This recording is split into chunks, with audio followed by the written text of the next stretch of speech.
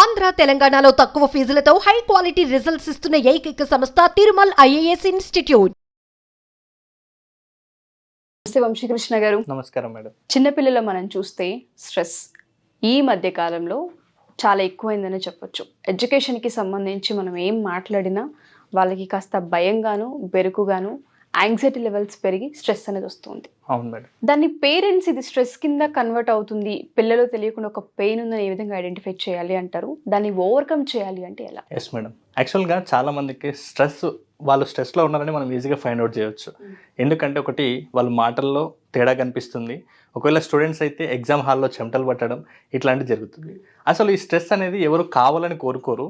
అది తనంతట తానే ఆ స్ట్రెస్ అనేది ప్రతి వ్యక్తి లోపలికి కూడా ప్రతి ఒక్కరి లైఫ్లో కూడా దాన్ని ఎక్స్పీరియన్స్ చేసిన వాళ్ళే ఉంటారు. అసలు ఈ స్ట్రెస్ ఎట్లా వస్తుందంటే ఫస్ట్ భయం నుంచి వస్తుంది మేడం. ఆ భయపడినప్పుడు మన లోపల ఏమవుతుందంటే ఒక నెగిటివ్ హార్మోన్స్ మన బాడీలో రిలీజ్ అవుతాయి. ఆ నెగిటివ్ హార్మోన్స్ మన బాడీలో రిలీజ్ అయినప్పుడు వెంటనే మనకు మన బ్రీతింగ్ స్పీడ్గా చేయడం, హార్ట్ బీట్ స్పీడ్గా కొట్టుకోవడం లాంటివి జరుగుతుంది. దాని తర్వాత ఆటోమేటిక్గా మన బాడీలో మెటబాలిజం పెరిగిపోతుంది. దీంతో మనకు చెమటలు పట్టేస్తాయి. స్ట్రెస్కి గురయ్యారు అంటే వాళ్ళ బాడీ లోపల ఈ చేంజెస్ జరిగి ఉంటుంది ఖచ్చితంగా. అంటే దీనికి మూలం ఏంటంటే ఫస్ట్ అక్కడ భయం. ఆ భయం ఎట్లా వస్తుందంటే చాలా మంది పిల్లలకి ఫస్ట్ ఒక పర్సన్ యొక్క పర్సనాలిటీని ఎప్పుడు డిస్క్రైబ్ చేయొచ్చు అంటే ఆ వ్యక్తి చిన్నగా ఉన్నప్పుడు, అంటే బాల్యంలోనే ఆ వ్యక్తి యొక్క పర్సనాలిటీ కంప్లీట్గా తను ఏంటి అనేది అర్థమైపోతాయి అనమాట. పిల్లల లోపల ఈ భయం లేకుంటే ఇన్సెక్యూరిటీ ఎలా వస్తుందంటే చాలా మంది పేరెంట్స్ పిల్లలకి దూరంగా ఉంటారు. పిల్లలకి దూరంగా ఉన్నప్పుడు పిల్లల్ని హాస్టల్లో వేయచ్చు, లేదు అంటే మన బంధువుల ఇళ్ళలో ఉండొచ్చు.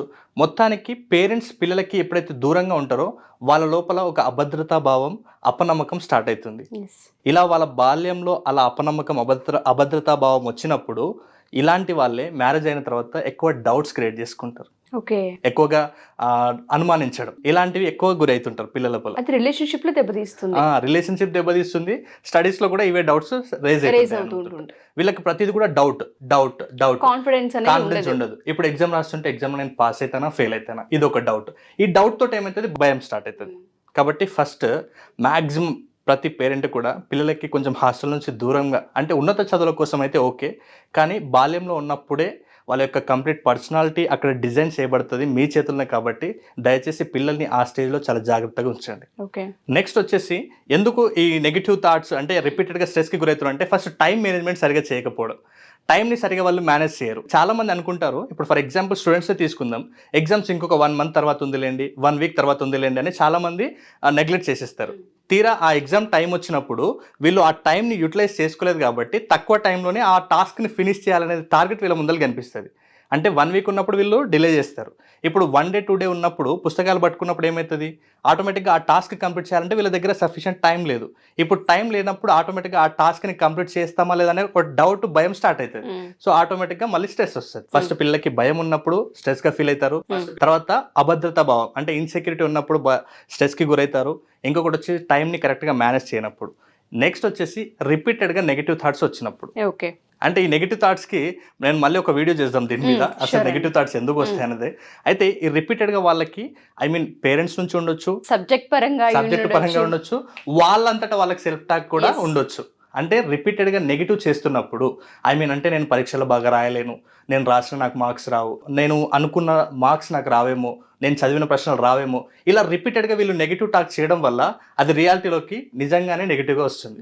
సో ఇలా ఎప్పుడు కూడా నెగిటివ్గా వాళ్ళు ఫీల్ అయితే వెంటనే వాళ్ళు స్ట్రెస్కి గురవుతారు. ఎందుకు నెగిటివ్ థాట్ వస్తుందంటే మళ్ళీ మన బాడీలో నెగిటివ్ హార్మోన్స్ రిలీజ్ అవుతాయి. కాబట్టి నెగిటివ్ థాట్స్, ఈ 4 రీజన్స్ వల్ల పిల్లలకి స్ట్రెస్ వస్తుంది. ఈ 4 కాకుండా ఇంకొకటి ఎక్స్టర్నల్గా ఉండొచ్చు, ఇంటర్నల్గా ఉండొచ్చు, ఇంకా మామూలుగా ఎన్విరాన్మెంటల్ ఫ్యాక్టర్స్ కూడా ఉండొచ్చు అనమాట. అంటే ఇవన్నీ కూడా తోడ్పడతాయి. స్టూడెంట్స్కి అయితేనేమో ఇవి మేజర్గా, మిగతా వాళ్ళకైతే internal, external and environmental factors కూడా తోడవుతాయి. అవును మేడం. పిల్లలకి ముఖ్యంగా అంటే ఈ 4 రీజన్స్ మేడం. ఒకటి భయము, నెక్స్ట్ వచ్చేసి ఇన్సెక్యూరిటీ, దాని తర్వాత రిపీటెడ్ నెగిటివ్ థాట్స్, తర్వాత టైంని ఎక్కువ వేస్ట్ చేయడం. ఈ 4టితో పాటు next internal factors, external factors, లేదంటే ఎన్విరాన్మెంటల్ ఫ్యాక్టర్స్ కూడా వాళ్ళ స్ట్రెస్కి తోడవుతాయి. ట్రాఫిక్ అంటే చిరాకు, ఆఫీస్లో బాస్ తిట్టడం వల్ల చిరాకు, లేకుంటే వాళ్ళంతటా వాళ్ళే రిపీటెడ్గా నెగిటివ్గా మాట్లాడుకోవడం, ఇవన్నీ కూడా వాళ్ళకి అవి రీజన్ అయితే అనమాట ఆ స్ట్రెస్కి గురవడానికి. సో మీరు అన్నట్టుగానే ప్రతి పేరెంట్ కూడా పిల్లల్లో గమనించాలి. ఎగ్జామ్స్ అప్పుడు ఎక్కువ భయపడుతున్నారు, క్లాస్ రూమ్కి వెళ్ళడానికి భయపడుతున్నారు, సబ్జెక్ట్ అంటే భయపడుతున్నారు అన్నప్పుడు తెలియకుండానే స్ట్రెస్లో ఉంటున్నారు అన్న పాయింట్ని వాళ్ళు ఐడెంటిఫై చేయాలి. సో ప్రతి పేరెంట్ కూడా ప్రజెంట్ ఈ సిచ్యువేషన్ ఫేస్ చేస్తూ ఉన్నారు పిల్లలు. ఏదో ఒక ఇన్సెక్యూరిటీ వాళ్ళని వెంటాడుతూనే ఉంటుంది, దానివల్ల తెలియని స్ట్రెస్ ఎక్కువ ఉంటుంది పిల్లలు. ఈ సూసైడ్స్ చేసుకునే వాళ్ళు కూడా ఉన్నారు, especially 7th, 8th, 9th, 10th పిల్లలు అని చెప్పొచ్చండి. పేరెంట్స్ గమనించి మా పిల్లల ఇన్సెక్యూరిటీ మేము గమనించాము, సబ్జెక్ట్ పైన ఫోకస్ చేయరు, ఇంట్రెస్ట్ ఉండట్లేదు, ఇన్సెక్యూరిటీ ఉంది, ఎగ్జామ్స్ రాగానే షివరింగ్ వస్తుంది పిల్లలకి అనుకునే పేరెంట్స్ ఎవరైతే ఉంటుంటారో, మన అపాయింట్మెంట్స్ ఆర్ మన క్లాసెస్ ఏ విధంగా తోడ్పడతాయి, మన క్లాసెస్ ఎప్పుడు ఉండబోతున్నాయి, అసలు మీతో ఎలా ఇంటరాక్ట్ అవ్వచ్చు అంటారు? ఎస్ మేడం, మీరు ఇందాక అన్నారు కదా, అంటే ప్రతి ఒక్కరికి కూడా అలాంటి ఫియర్. అయితే చాలా మంది తెలియని ప్రాబ్లం ఏంటంటే అవి అలా ప్రోగ్రామింగ్ చేయబడ్డాయి మన బ్రెయిన్లో. సొసైటీ పరంగా కావచ్చు, మన పేరెంట్స్ పరంగా కావచ్చు, స్కూల్ టీచర్స్, వాట్ ఎవర్, మన ఫ్రెండ్స్ కావచ్చు. అయితే ఆ ప్రోగ్రామ్స్ని రీప్రోగ్రామింగ్ చేసుకుంటే మళ్ళీ సెట్ అవుతారు. అది ఎలా చేసుకోవాలో తెలియక చాలా మంది సఫర్ అవుతున్నారు అనమాట. అయితే ఆ బ్రెయిన్ని రీప్రోగ్రామింగ్ చేసుకుంటే మళ్ళీ వీళ్ళు అలాంటి భయాలన్నిటి కూడా తీసేస్తారు. ఇప్పుడు for example stress, anxiety, depression ఇలాంటివన్నీ కూడా జస్ట్ మన ఆలోచన విధానం, మన బ్రెయిన్లో జరిగే ఒక చిన్న ఫంక్షన్ వల్ల ఇవన్నింటికి గురవుతారు. సో ఎవరైనా అలాంటి వాళ్ళకి హెల్ప్ కావాలిస్తే ఇక్కడ స్క్రీన్ మీద కనబడే నెంబర్కి కాలర్ మెసేజ్ చేస్తే మా టీం అపాయింట్మెంట్ కానీ లేకుంటే ఆన్లైన్, ఆఫ్లైన్ అపాయింట్మెంట్ బుక్ చేసుకోవచ్చు. లేదు క్లాసెస్కి అటెండ్ అవ్వాలనుకున్న వాళ్ళు కూడా మనకు ఇక్కడ కాల్ చేస్తే మా టీం పూర్తి డీటెయిల్స్ అందిస్తుంది. ఓకే, ఎప్పుడుండే అవకాశం ఉంటుంది క్లాస్? ఈ మంత్లో ఏమన్నా ప్లాన్ చేస్తున్నాను? ఎస్ మేడం, ఇప్పుడు ప్రతి సండే కూడా అంటే స్టూడెంట్స్ అందరికీ కూడా ఇంకా కొన్ని డౌట్స్ ఉంటాయి, అంటే వాళ్ళ పేరెంట్స్కి కూడా కొన్ని డౌట్స్ ఉంటాయి, స్టూడెంట్స్కి కూడా కొన్ని డౌట్స్ ఉంటాయి. కాబట్టి వీళ్ళందరూ డైరెక్ట్గా నా దగ్గర ఇంటరాక్ట్ అవ్వడానికి నేను ఎవ్రీ సండే కూడా ఫ్రీ డెమో క్లాస్ కండక్ట్ చేస్తాను మేడం. Every Sunday 10 to 11:30.